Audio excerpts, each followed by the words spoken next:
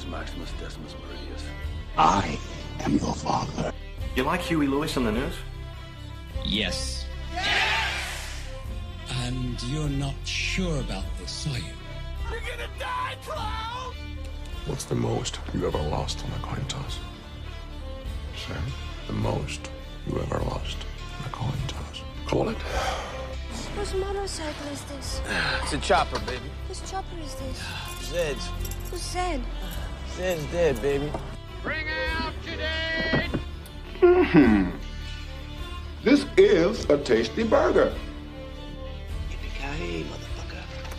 Louis, I think this is the beginning of a beautiful friendship. Wait a minute. You ain't heard nothing yet. Welcome to the fucking show. Hello, welcome back to an all-new episode of See What Sticks. I'm Russell. And I am Ben. And Ben is back, and we're doing another episode. We had a little bit of a hiatus of recording, so we put out a few older episodes the last couple of weeks, and now we're back to a more planned schedule. And actually, this episode that we're recording is coming out tonight. It's getting uploaded the day we do it, which is really rare for this show. Just because we're doing some news in this episode, and a lot of it is like kind of time sensitive. So yeah, Ben, how are you? How have you been? Things have been good.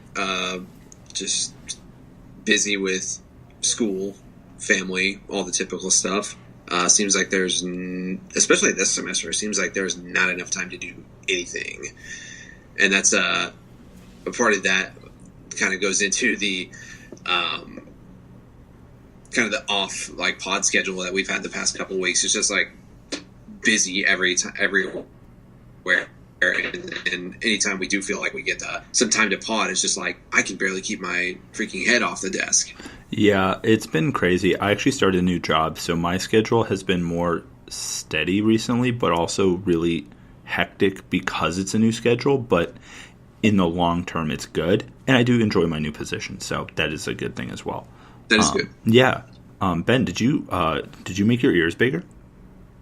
Not in the past couple weeks, I don't believe. Oh, do you have these particular pair of tunnels that I have in? They do give the illusion of having like a good, nice sized hole there. Mm-hmm. Yeah. Interesting. Yeah, I think you had different ones in last time or something because they look bigger. Yeah. That's pretty cool. You look like a tattoo artist. I wish I was artistically inclined like that. Right? I feel like, I can draw, but drawing on someone's skin permanently, I don't think I could handle the pressure. I think that's the bigger thing. And I definitely don't have a steady hand for that. Definitely. It's just not in me. It's just ridiculousness. But yeah, so I'm glad everything is going well on your end. And I'm glad we're back to a more usual schedule and your schedule programming for See What Sticks. But I think we started in one of the last episodes where we're actually doing a news section, and your boy actually did some research for once, which is pretty impressive. So I think we're going to start with the first one, which is it's from several weeks ago, but there was official images and a trailer released for John Wick 3 is what we're starting with. Ben, what are your thoughts on John Wick 3?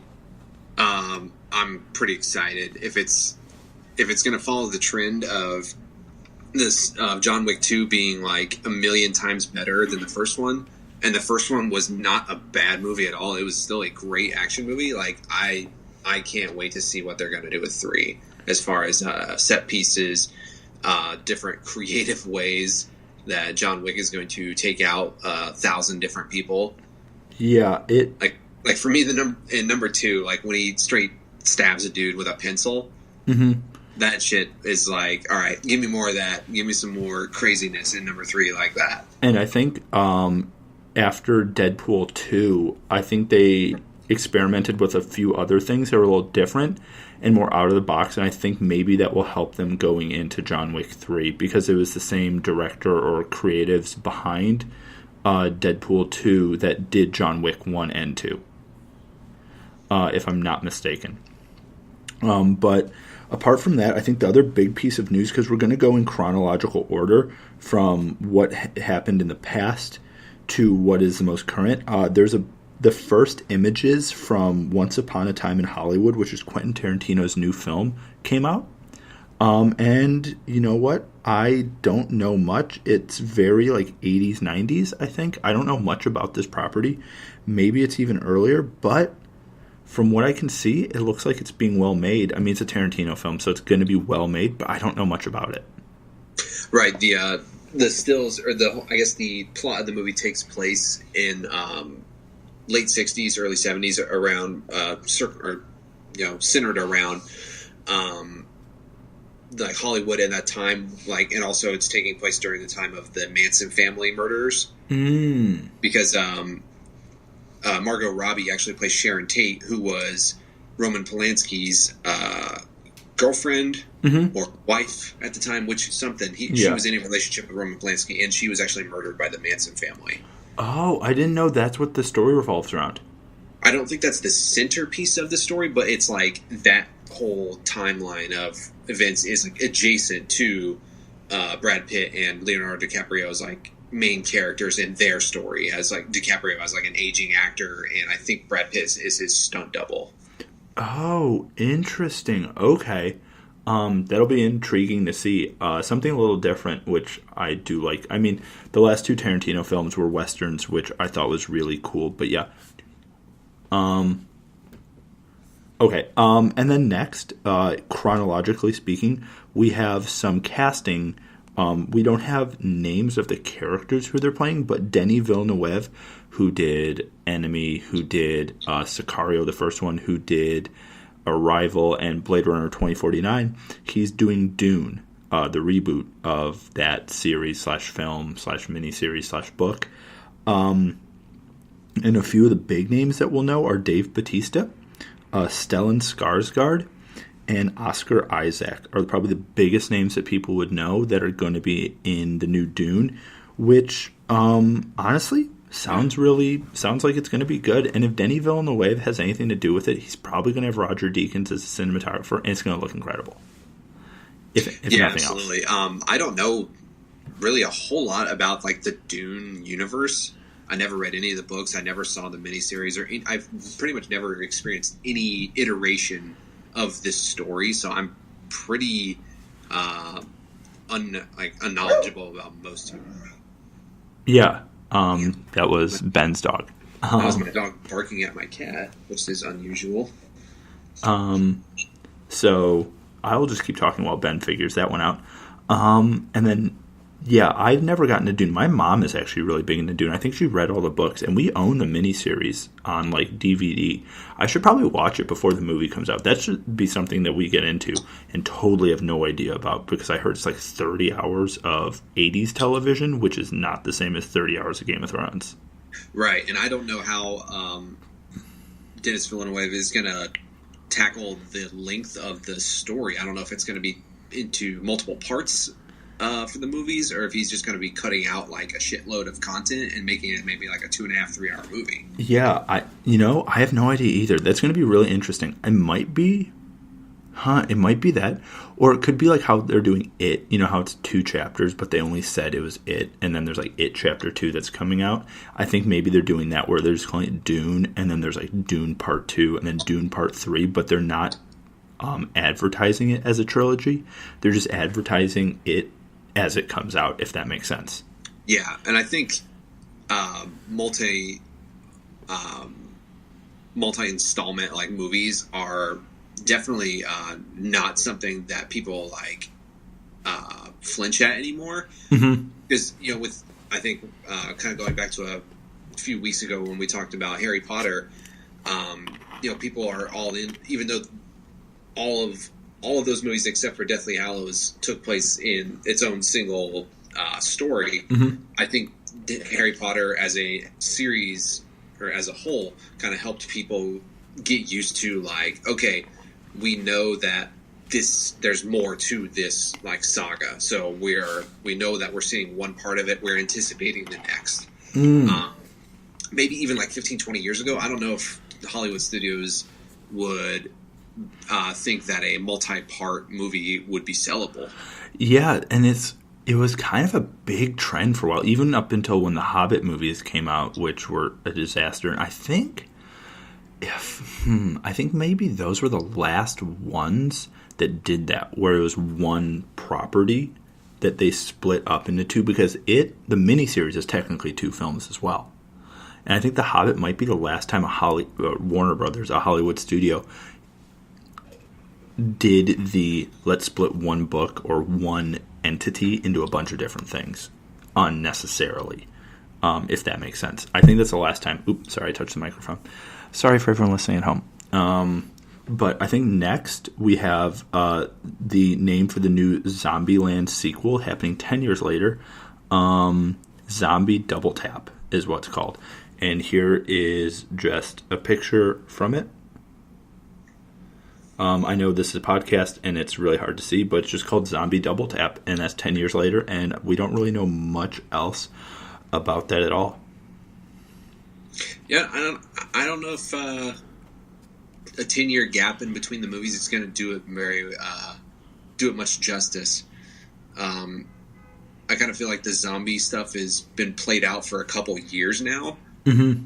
Like the first Zombieland came out in prime beginning of like The Walking Dead. Mm-hmm. It was still like zombies were still like in vogue, Mm-hmm. and the big thing. And nowadays it's kind of like The Walking Dead is, pardon the pun, but shambling to a end. I would think. Like I don't think anybody cares about that show anymore. Yeah, I think it's definitely like a caricature of what it was.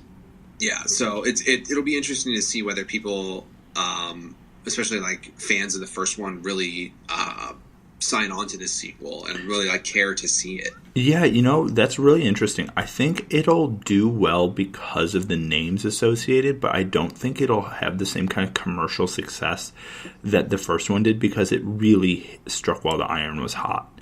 And this one, maybe they can really lean into it and almost Shaun of the Dead it, where they really go way out of left field with it. But I don't know, because the first one was kind of a caricature of other films, but this one needs to be a caricature of the first film. Yeah, definitely. I can't speak to like what the quality is going to be like. Obviously, I think it could definitely be a good movie. I just think from a marketing standpoint, it's hard to tell whether it will be truly successful or not at the box office, just because of that zombie fatigue and it's all about superheroes now. It really is. And I mean, if they can lean into the fact that it's really ridiculous, it might sell. And I think it just depends what they market it as. But yeah, and then next, I don't know if you knew this was happening, but they're making a Cats movie based off of the Broadway play. And I have a few of the castings or a few of the people who will be in it. Gordon Ramsay is going to be in it. I don't know who as, because I've only ever seen the play when I was like 10. James Corden is going to be in it. Idris Elba and Taylor Swift are all going to be in the new Cats film. So I think the only out of left field one in that list is Gordon Ramsay. Yeah, I really don't know what business he has of being in any movie or any scripted anything. But I mean, if he's got singing chops, if he's got acting chops, and he's proved it through an audition, then whatever, go for it. Yeah, I think a motion picture version of Cats is definitely going to be one of the most memeable things in the next decade. And apparently the character that James Corden is playing, people think he's going to be playing a character called Bustopher Jones, which might be the funniest name of all time. And that's not a fucking joke. That is the character in the play's real name is Bustopher Jones. There's also a character named Rumpelteazer. It is the most British thing I've ever heard, and it is hilarious. And Rum Tum Tumbler, some shit. Rum Tum Tugger? Oh, it's so good. I've never seen the actual show, the Broadway or any version of it, but I mean, it's been around forever. And it's obviously part of pop culture. So when you were in grade school, did you have to go to field trips that were plays and stuff? Is that a thing that you did when you were in grade school? Not in public school. Oh, that might have just been not in a financially drained public school in the middle of a fucking cornfield in Indiana. No, we didn't do that. That might have been like private Catholic grade school kind of thing. But we did that, and I went to go see Cats, and I think I was in 5th or 6th grade, and I was so fucking bored. I was like, this is the worst shit ever. Because it's not like you're young enough to be able to be entertained by anything when you're like 5 or 6 or 7.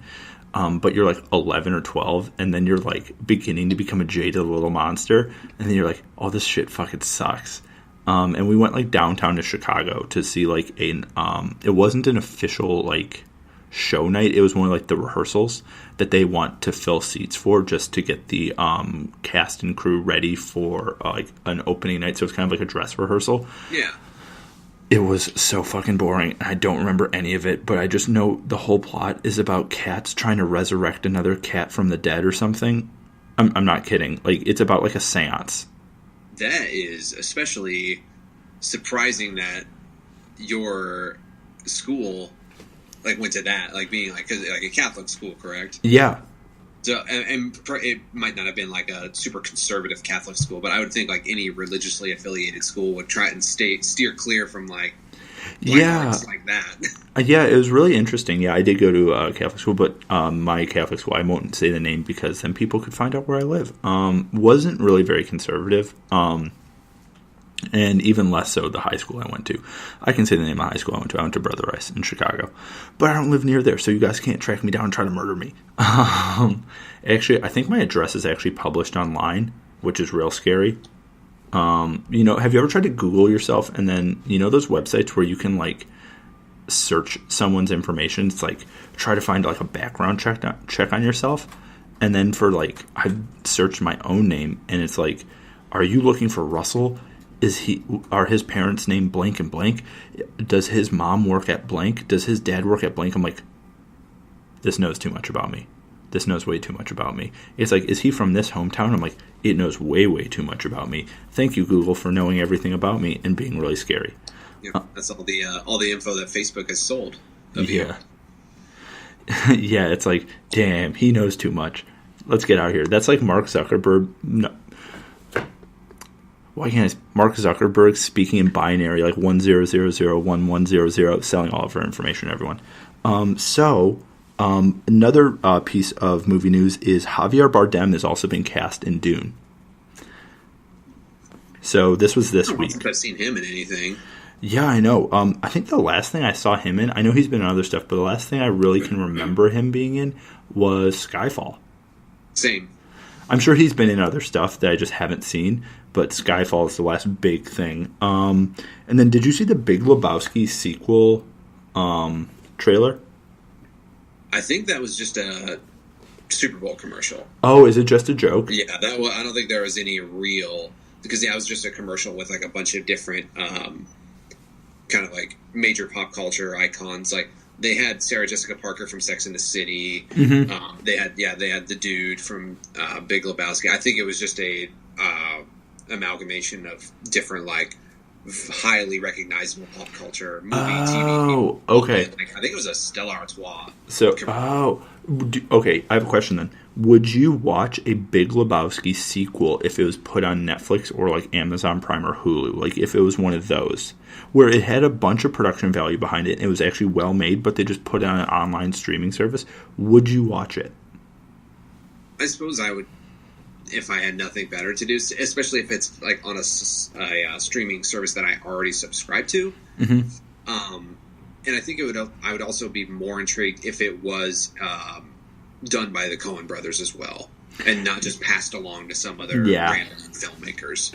Yeah, that's a property that I don't think anyone else can kind of take the mantle of like they can. There's really no need for a sequel for that movie. No, but you could say that about a lot of different properties that have sequels. They're making a sequel to Gladiator. Oh, why? I don't know. It is apparently real. I saw it on this, like, on the news I'm looking at. Ridley Scott is in production or in pre-production or like pre-production for a sequel to Gladiator.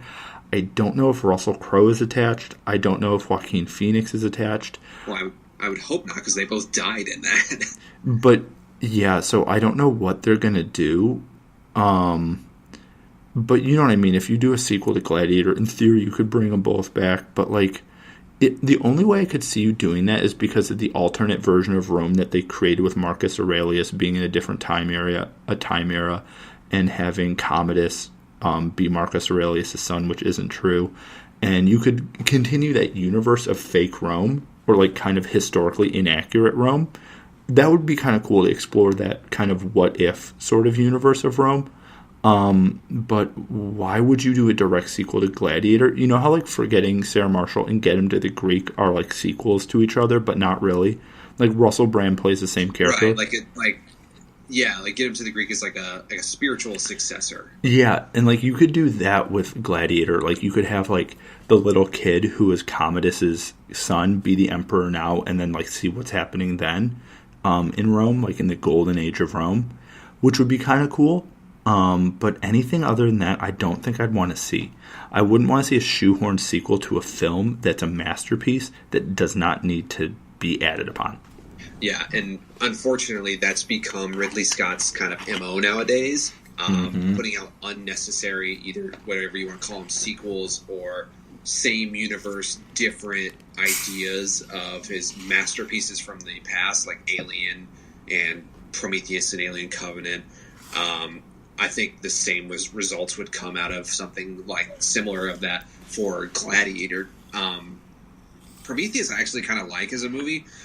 I really wish it had nothing to do with the Alien universe. It had a lot of good ideas that got spoiled and fucked up by trying to make it a part of all that. Well, I 100% agree. Have you rewatched Prometheus recently?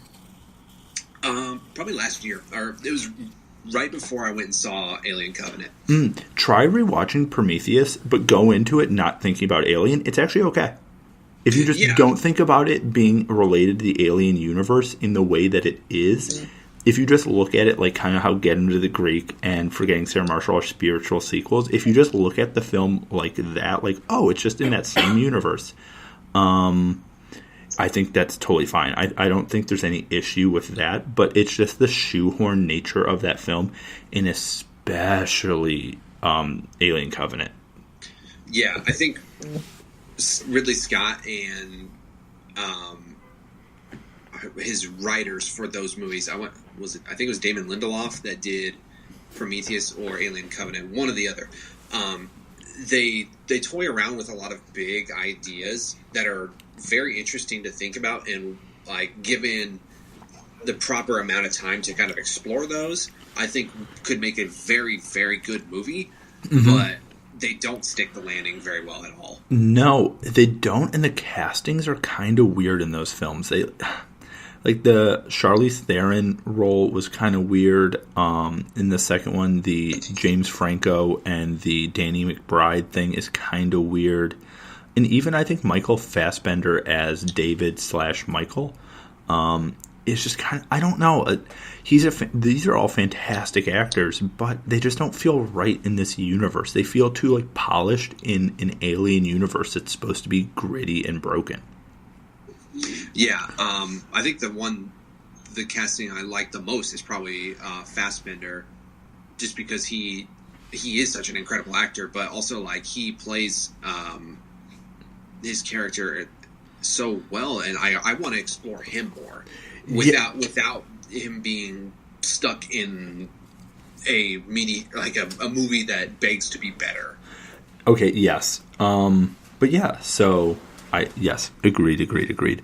Also, one of the first images from Extremely Wicked and Shockingly Evil and Vile, which is Zac Efron's Ted Bundy movie, has been released and purchased by Netflix.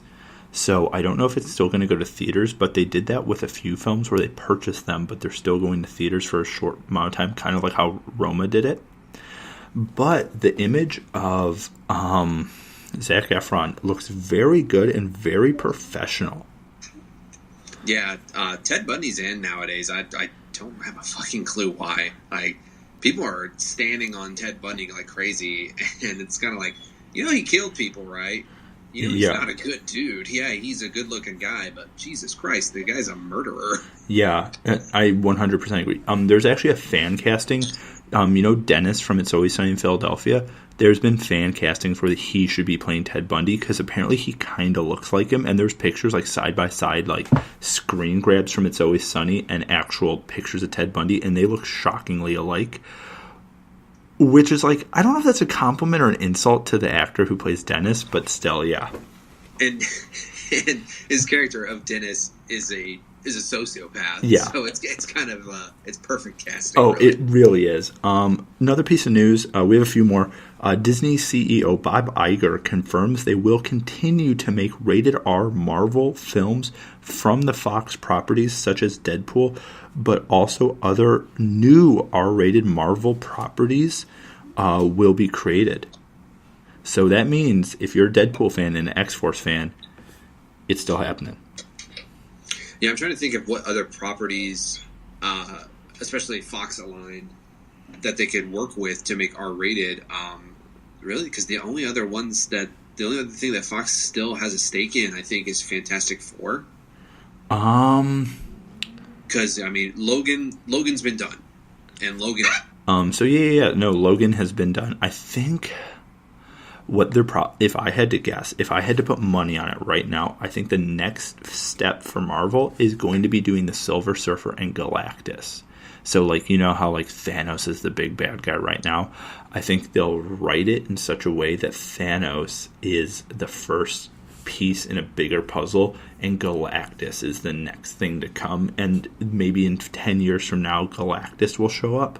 And then they'll bring back all the old Marvel characters, even from phase, like, 1 through everything, to, like, go back and, like, get all these actors and essentially just give a check to Robert Downey Jr. and just have a 9 and just keep writing zeros until he says yes. They're like, we'll just keep going. Do you feel like Marvel is kind of painting themselves into a corner in the next, like, decade of, like, because it feels like how could they possibly go bigger and better than, like, Infinity War is doing right now? I 100% agree. Not that I don't like it. I just think that they did not anticipate how popular these films would get and how big they would be. And they're like, oh shit, how do we top this? Because they should have taken it slower. Like, you know how they did it in 10 years? They should have done it in 20. Like, they should have, like, kind of, like, maybe had Thanos appear at the end of a film and kick a bunch of people's asses and snap himself away, and then had that been more of a looming threat and a more real presence for a longer period of time, or separated the Avengers movies, like, didn't have it end with the snap. Spoiler alert for the one person who's not seen that. But, like, you know how they do the snap? Maybe they could have done something on a smaller scale and then resolved that 2 years down the line, and then done something else and resolved that 2 years down the line, and resolved something else 2 years down the line, and kind of stretched out that story arc. Because what are they going to do after they inevitably either defeat Thanos or, like, lock him in kind of like a prison for him to either escape or he's dead, and then you're not going to have that. But if you have the Infinity Stones, you have, like, time travel and all those other things, so you can sort of, like, rewrite your way out of it, being like, does any of this really matter? Unless somehow they destroy all the Infinity Stones at the end of that film, which I think is probably what's going to happen. They're going to somehow, you know, like, do time travel of some kind to get everyone back, or do some sort of loophole, but then have that in the story continuity break itself so they can't do it again. Yeah, I think and I'm certainly no film executive, but I think their best route forward is honestly to take it back down into a smaller stakes for the next batch of individual hero films, and then work their way back up to another event like Infinity War or Civil War. So give people enough time and enough years to kind of not necessarily forget, but to cleanse their palate of, like, the big event movies like Infinity War, and build up to that again to make it exciting again. Because if you keep hitting viewers with these, 3-hour epics with every single character you've established in the past 10 years of your cinematic universe, it's going to be overkill, and people are just going to be like, okay, I got to check out of this. So I think if they start low again, start with another, like, Iron Man 1, but obviously with a different character, maybe like Captain Marvel, or introduce another Marvel hero, work your way back up to another unification of all these heroes. They should do Moon Knight, if you know who that is. Moon Knight is kind of like Marvel's answer to Batman, but he's a sociopath. and he was like a pilot or got crashed in like a plane. I've only read a few Moon Knight comics, but he is crazy and he actually kills people. But he wears this all white kind of like cloak, and he's like if Batman was a murderer. And he's like a loose cannon, and he's a character that Kevin Feige has said in the past that he wants to tackle, but they don't know how to do it right. But now they said since they're doing rated R, I think they're going to do Moon Knight, because you can't do that. It's like Deadpool. You can't do that character not rated R if you want to take that character seriously and do it the right way. Yeah, certain properties, it begs to be done with the proper mood, the proper rating, and like we've all seen movies where we immediately realize at the end, you're like, that would have been so much better had they not held it back with a PG-13 rating, and they just let the filmmakers do their thing. Yes, I 100% agree. And speaking of something holding something back with a certain rating or something, we're going to talk about Will Smith as the genie in the new Aladdin movie. Ben, what are your opinions of that? For those of you who don't know, they're making a new Aladdin live-action movie, similar to what they did with Beauty and the Beast and Cinderella and The Jungle Book and Lion King and Dumbo. They're doing Aladdin. And they're doing Mulan. That's the only one I'm stoked to see. I feel like Mulan is my favorite animated Disney film. 2, Mulan live action with like the Huns and all that stuff is going to be so cool. And they are doing Pocahontas, I think, as well, but not important. And I think they are doing Snow White, but yeah. I think their first stills and footage of Will Smith as the genie, it's pretty ridiculous, and it gives off definitely a Tobias Bluth, I blew myself vibe. Mm-hmm. But I really don't want to cast it off right away, because it can be a very entertaining movie. Who am I to automatically judge what this movie's going to be like? But yeah, it's kind of just like, wow, that looks weird and funny in all the wrong ways. And like there's actually, I'm looking at IMDb's website right now, and there's an incredibly stupid headline that says, "Will 2019 be the year of Disney?" with Will Smith on there, like as the genie. It's like, what year in the past 20 years has not been the year of Disney? The amount of money they have made. Oh yeah. I have faith that Aladdin will be good also, because it's an all like Middle Eastern cast, which I think is really cool for Disney to do. And same with Mulan. I think they have an all Asian cast. I think that's a good thing. It's going to do, hopefully it's going to do with Middle Eastern actors and with Asian actors. It's going to have the same effect and like the same representation that like Black Panther did with African American actors. I think that would be really, really cool. I think that's the biggest takeaway from these films is like the Aladdin one or Pocahontas if they use Native American actors. And with Aladdin, and that's the biggest takeaway. But the genie, I don't have a problem with it. People are like, well, it's not Robin Williams. Robin Williams unfortunately passed away. Like, yeah, it's an iconic role of his, but you have to move on if you're recasting this film. And I think Will Smith is a really good choice comedically because he can be super funny. But the look is it's too real. That's the thing. It's not cartoony enough. That's true. Honestly, I can't really offer any like counterpoints to like how they should have done it, because I'm certainly not a computer graphics artist or anything like that. Mm-hmm.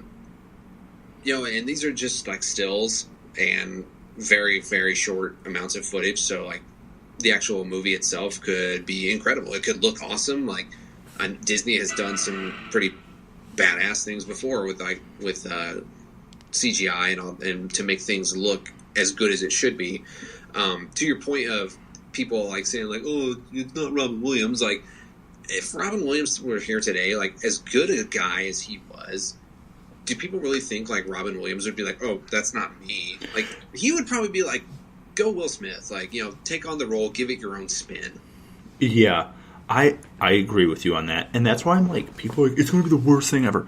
No, it's not. It will not be the worst thing ever. Disney, love them or hate them, has a very, very, very good track record of not completely fucking stuff up. And I think it's one of those also, it's because it's the internet, and on the internet, everyone has an opinion about everything all the time, no matter what it is. But you know what? I think it's one of those, it looks a little goofy now, but you don't know what it's going to look like on the big screen. And this is like before the movie comes out, so they can very much so change the CGI until the film comes out, basically. That's the magic of computers. Like, so say they're doing this kind of as a feeler for people, and people are like, oh no, he's too something or not enough of something else. And it's kind of focus grouping it, and people are like, okay, maybe let's make him more cartoony and less Will Smith-y. Maybe they'll do that, you know? Because there's a lot of images from films that, like, the original image that you see is not what the finished product looks like, even in the trailers. Yeah. I'm not too worried about how Aladdin's going to turn out. It's going to make $1 bajillion. It's going to do just fine. It's probably going to get, like, I'm assuming it's going to be a pretty positively reviewed critic-wise. The one film that I am kind of worried about as far as Disney's live-action reboots, remakes, is Pocahontas. Mm-hmm. Because of how very, very inaccurate the story is. Like, that they put out in the original, like, animated one. It's like, it is not at all like love story, John Smith, white savior type thing. It's very, very opposite of that. And I think they're going to get a lot of backlash if they stick to that. And in real life, I believe the Pocahontas character, or who that was in real life, was like 11 years old or 12 years old.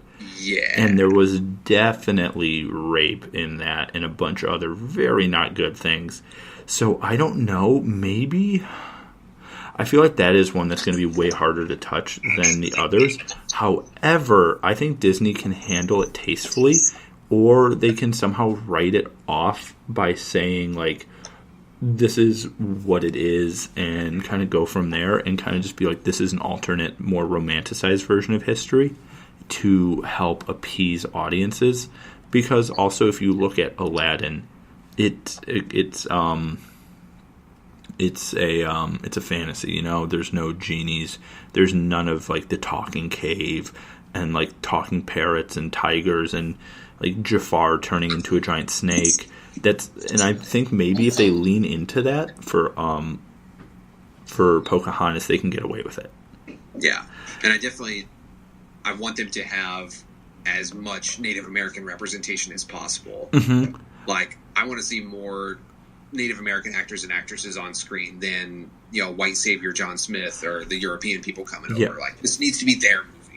I really feel like Disney, if any company can do it, they can do that. And I think what they'll probably end up doing, if I had to guess right now, and I think it's a good thing, I think they're going to have a mixture of Native American, so like maybe people who are descended of like Sioux or Blackfoot or Cherokee, but then also Pacific Islander actors as well, because those are natives.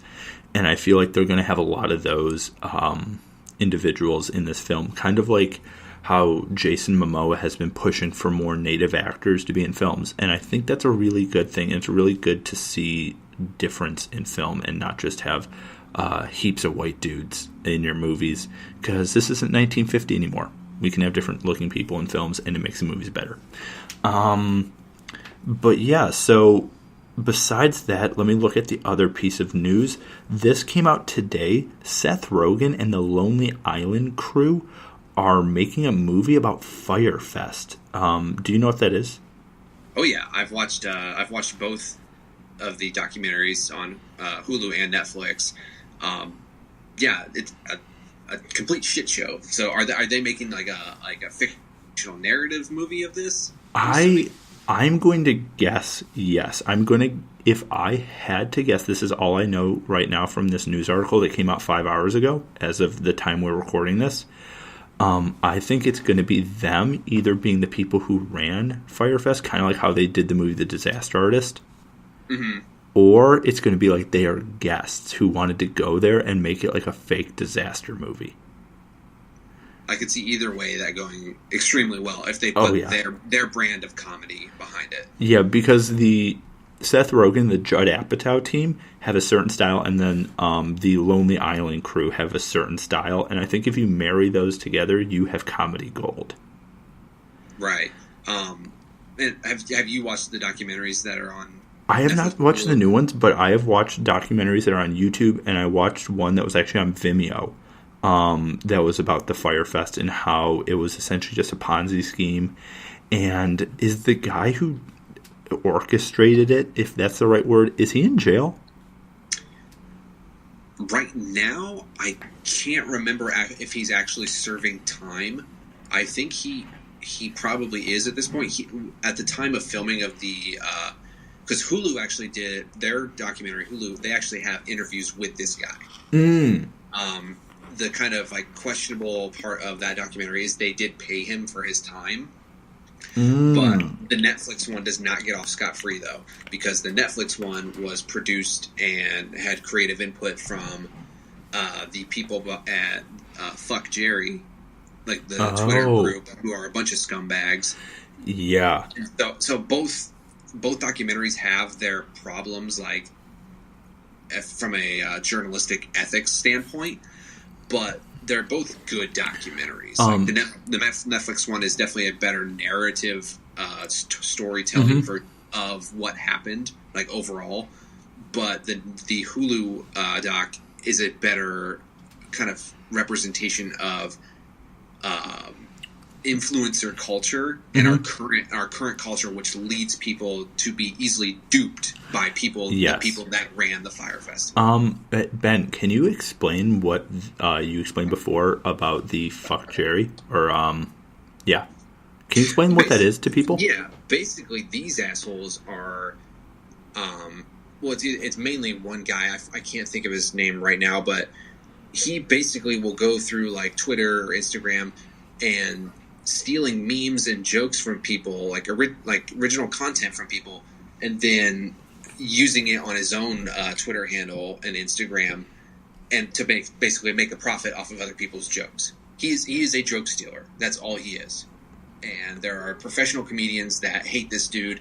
There's people that are trying to make a living writing jokes like for TV or be comedians that have been screwed over by this guy who has basically sold their content under his own name and made a profit off of them. So yeah, he's a scumbag. And he ended up being one of the people for like the promotional team for the Fyre Fest. Yes, is probably the perfect explanation. And for people who may not know even what we're talking about here, there have been references to this. Like Judd Apatow has made references and like interviews and stuff like that. And a lot of other comedians have openly said, this is not a good thing, this is not a good guy, this is plagiarism, this is wrong. However, with the nature of how the internet works, there's a lot of legal and a lot of other gray area that this is technically allowed, but it's horrible. Yeah, it is legal. Ethically, though, it's scummy. Yes. So that's why he continues to get away with it. Yeah, so that's why people who are listening are like, well, that doesn't make sense. Why wouldn't they just... Because technically he's not doing anything legally wrong. He's just a horrible person who has no moral integrity. And that's kind of a different sort of bad. Right. And so that's what makes the Netflix doc kind of like... because it is produced by this promotional team at Fuck Jerry. So it's kind of like, okay, they had a say in how the story of this whole thing is portrayed. Yeah. And so that's very, very like from a journalistic ethics point of view. Yes. And there's a new piece of news right now that I just got that's on a different note, but we'll go back to this. That there is a Mad Max Fury Road sequel potentially, in quotes, is in development. So what that could mean is they're throwing around script ideas. Maybe they're talking to Tom Hardy again. Maybe they're talking to Charlize Theron again. Like there's a producer who's coming to them. But that means there's something in the works, even though that's another movie that doesn't exactly need a sequel, but it could be cool because that's like a visual masterpiece. Yeah, I want to say that it's kind of been knocking around in the head of George Miller for a while, the director and writer, or one of the writers. Like I'm pretty sure I saw something like a few years back when Fury Road first came out that he has like 2 more sequels like planned, right, like ready to go. Like scripts are basically like in their initial state. Like he has like stories banged out, ready to be developed. I want to say there is some legal trouble though between Warner Brothers and him, as far as him not getting all the money that he's owed, and Warner Brothers owns the rights and like, or the the rights to the name Mad Max, so he can't exactly take that to some other studio to develop his stories. So it's all in this like limbo. So it's in production hell. Yes, production hell. There you go. That's the term. So for those of you who don't know what production hell is, it's a kind of a joke film industry term for a film that is in production limbo. What that also means, it just means that the 2 sides, either the owners of the property or the people who are working on it or something, cannot come to an agreement, so the project has come to a standstill. Potentially, inevitably, this has been seen where there's been news floating around about a Gambit movie, but it has officially been canceled after 6 years of talks where Channing Tatum was going to potentially play Gambit, but that is no longer happening. Just like they were going to do a 21 Jump Street or 22 Jump Street or 23 Jump Street Men in Black crossover, but that's no longer happening because they're doing a new Men in Black movie with Chris Hemsworth and who's the other person? It's her name is... I forget her name. She's in Thor Sorry Ragnarok. to Bother You. They were in... Let me look. We're looking this up. I watched Sorry to Bother You. What you think? It is fantastic, and I don't understand why it's not nominated for any Academy Awards. Tessa Thompson. Tessa Thompson, yes. So they're in the new Men in Black movie, which also does look really good. But yeah, Ben, on that note, is there anything else you have for a shorter episode that was just a news dump episode for this week? I want to say there was one more thing. Let me talk slow in order to pad this out. You know what? I think that's kind of the major stuff. Yeah. Sorry for those of you who are listening. Ben and I are both very, very tired this week. But we needed to get an episode out. And we did want to talk about some movie news because it's not something we always talk about. But I think we're going to do shorter versions of this maybe in the beginning of our episodes, maybe like a 10-minute version instead of a 50-minute version. But if people like this, I'm really happy. I know this isn't the usual form for the episode, but we're both really tired. Because one last thing, I did find something. Yes. I found what I was going to say. Spike Lee, he's developing a Vietnam War movie, Vietnam vet drama for Netflix, potentially starring. Okay, Ben, who's it starring? Chadwick Boseman. Ooh, that would be fantastic. And I mean, I think Vietnam War movies to some extent have been done a lot, but I think the Spike Lee twist on the Spike Lee flair on something could be incredibly well received, and it might be a breath of fresh air in that kind of subgenre. And Chadwick Boseman is like the man, so in my opinion, that's all thumbs up for me. Right. I mean, every Vietnam, almost every war movie I can think of, does not have the point of view of, a group of African American veterans. Yeah, that's a point of view in film that we have not seen yet. So, bring it on. Let's talk about that too. I'm sure with Spike Lee, he's not. If anybody that knows Spike Lee's movies at all, he's not one to back away from talking about race relations, and it's a subject that needs to be talked about, especially back in Vietnam War days, when things were still not as peachy keen as they are today as far as integration and race relations. And yeah, even today, I think with a lot of Spike Lee stuff, which has been pointed out by us and him and many others, that like things are better but still not great. And I think more from Spike Lee and more like what we were talking about a second ago, Sorry to Bother You, it's good to see, and I think it brings that back into the public like vernacular and the public like zeitgeist of like, let's talk about this. This is something that like still needs to be worked on, guys. Like yeah, we've made like steps, but that doesn't mean we're at the end of the road.